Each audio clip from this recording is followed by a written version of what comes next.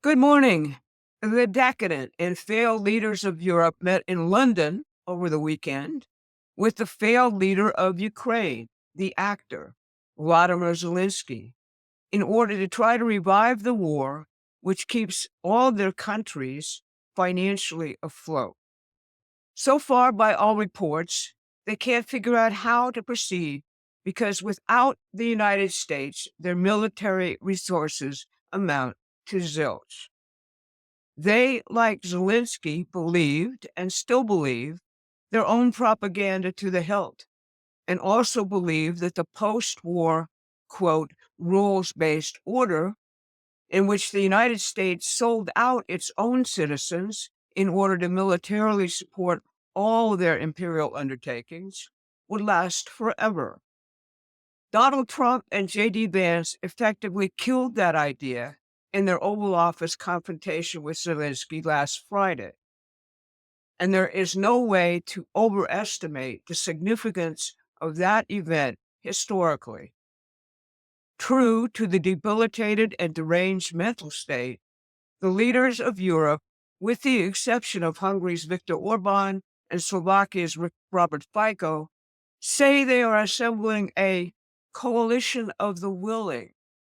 That's a quote, to defend Ukraine with boots on the ground and planes in the air. Do you remember that that was the brand name for the disastrous Iraq war? As I said, these people are truly mad and deranged, repeating history like the coalition of the willing, not as tragedy, but as some sort of murderous farce. This is your Monday Brief, and I'm Barbara Boyd. Today we'll cover the state of the war in Ukraine, with brief notes on the Middle East, the president's speech tomorrow to a joint session of Congress, and the Doge fight and other fights to get Donald Trump's economic revival fully in gear. Now, why Zelensky can't make peace? There are all sorts of theories underway about why Zelensky behaved the way he did on Friday. Did Susan Rice, Victoria Nuland, Alexander Vindman, and other Obama and Biden folks intervene and reprogram him to blow things up? I think this analysis barks up the wrong tree. Zelensky is merely an actor playing the role he has been assigned to play in a drama written by others. Like some ancient gladiator, he plays that role on pain of death by the terrorist overlords who run Ukraine. He is paid exceedingly well in turn, with multi-million-dollar villas in 3 countries and millions in overseas offshore deposits based on skims from our money, the money Biden has given him. But he literally does not live outside that role. He literally does not live without acting that role. And that's why he showed up in costume on Friday and fully engaged in that acting role, despite sound advice to wear a suit and exist for once in reality.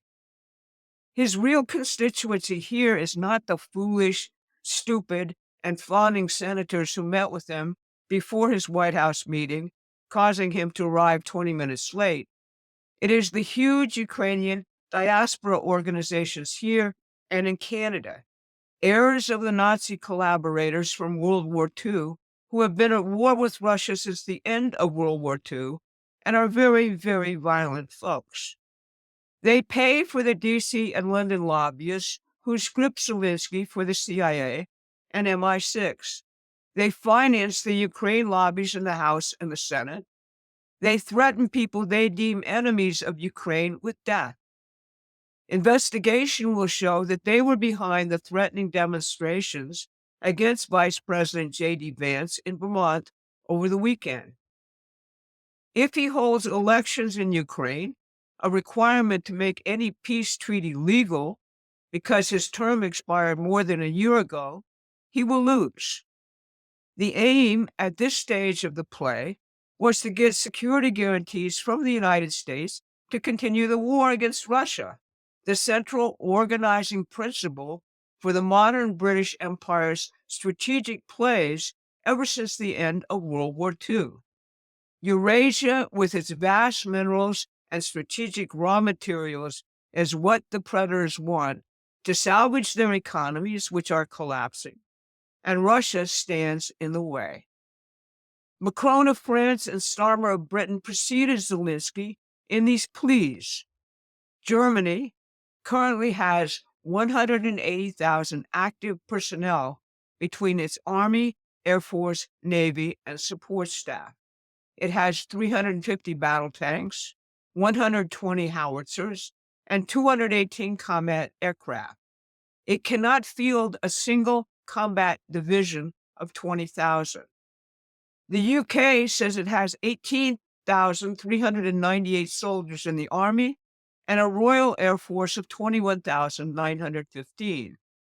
Other NATO countries are in similar dire straits, with the exception of Turkey, which has 511,000 under arms, but almost totally engaged in the Middle East while seeking to play a major role in making a Ukraine-Russia peace. Russia, by contrast, will reach its target strength of 1.5 million under arms by mid-2025 and is making shells and drones at a rate which is almost 20 times the rate of NATO's ability to produce. So the deluded British and Europeans can posture all they want, but that's the reality, and Trump knows it. They think they are Dobermans, but reality shows that they are nothing but barking chihuahuas, as the perceptive Patrick Lawrence wrote last week. Now, Tucker Carlson has said that if the war ends, all sorts of things are going to come out about very dirty operations conducted by Ukraine at the request of the British. That's why Zelensky's best buddy, Lindsey Graham, turned on him promptly on Friday and ran. That dirt includes Russiagate against Trump. That includes the phony first impeachment of Trump. That includes elements of January 6th and the rigging of the 2020 election. That includes assassination attempts against European leaders deemed enemies of Ukraine, like Robert Fico. That includes the huge arms and drug money laundering, which is the essence of the current Ukrainian economy. According to Tucker's sources, many of the arms provided by Biden ended up on the black market and in the hands of Mexican drug cartels and terrorists. That dirt also includes the corruption of the Biden crime family and many Democratic operatives who are now raging that the war in Ukraine must continue. Then there is the question of the minerals deal Trump was trying to negotiate. Many say, and there's a lot of evidence for this, that Zelenskyy and Ukraine had already given that minerals development franchise to the British in their 100-year partnership agreement with Ukraine, which Starmer negotiated to Trump-proof the war and which was signed days before Trump took office. BlackRock, you might remember, was also supposed to handle all of Ukraine's reconstruction, not Trump-approved businesses from the United States. Zelenskyy has refused 3 times now to sign Trump's proposed deal for Ukraine's mineral resources, probably because the British-backed BlackRock still hoped their deal would somehow survive Trump. It won't. So where we are is that Europe either goes along with Trump and Putin to end the war, or the war will continue, and Ukraine will lose even more territory and people until Putin decides he has achieved this goal. If Europe enters the war, you will get World War III, as Trump has repeatedly warned. Trump is proposing that Russia and Ukraine join with the United States in developing the resources of both countries for purposes of development.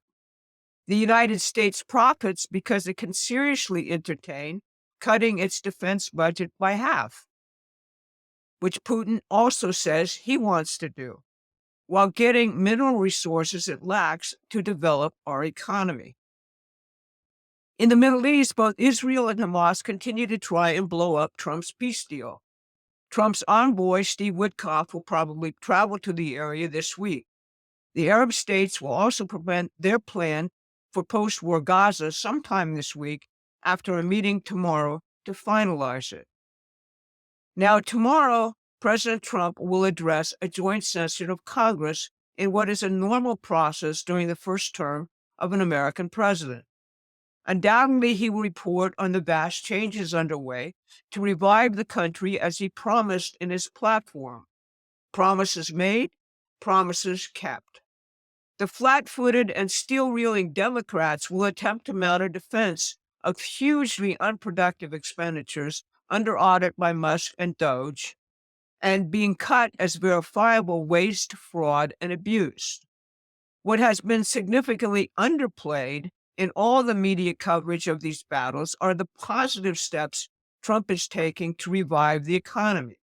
Chris Wright's groundbreaking proposals for nuclear and other advanced energy development, what RFK Jr. is doing to make America healthy, Trump's science driver programs for the Iron Dome defense and space colonization, the employment of a sovereign wealth fund for major infrastructure and technology investment, Commerce Secretary Lutnick's proposals to redo the government's economic statistics to reflect the real state of the economy for discussion with the American people. We look forward to those aspects of the speech, and Susan will cover them in her Wednesday update. Now, there remains much fire and fury over Elon Musk, the Doge audit, and the Trump program aimed at cutting fraud, waste, and abuse out of the government and reclaiming the president's powers under the Constitution. So far, the Democrats are handpicking judges all over the country who are ideologically deranged about the meaning of the U.S. Constitution in an attempt to slow Trump down. All of these cases will end up at the Supreme Court, which is the place to watch, but Congress needs to get its butt in gear and get legislation in line with Musk's finding. Bob Ingram gave a crucial class on how these extra-constitutional independent agencies came into existence on Saturday, highlighting the birth of the Federal Reserve and the battle around that crucial British imperial takeover of our finances with original resources which you've probably never heard about before. I think if you listen to this class about what happened after President McKinley was assassinated, you will get a proper context for this battle, which you can't get from simply following the corrupt news cycle. So tune in and absorb it. It's a key aspect of our battle plan. I think you will find it very, very helpful in educating others. Again, go to Promethean Action, become a member, help support us. Susan will be with you on Wednesday. I'll see you again for the wrap on Saturday.